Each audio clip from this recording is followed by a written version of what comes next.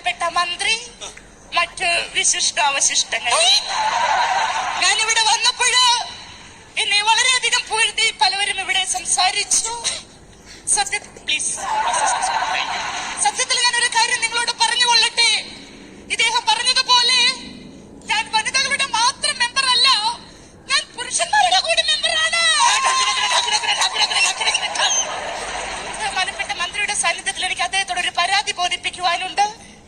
കാരണം നമ്മൾ ദിവസവും രാവിലെ ടിവിയിൽ കണ്ടുകൊണ്ടിരിക്കുന്ന സുപ്രഭാതം പരിപാടി പല സ്ത്രീകളുടെയും തിരക്ക് കാരണം അത് പലർക്കും കാലത്ത് കാണാൻ സാധിക്കാറില്ല.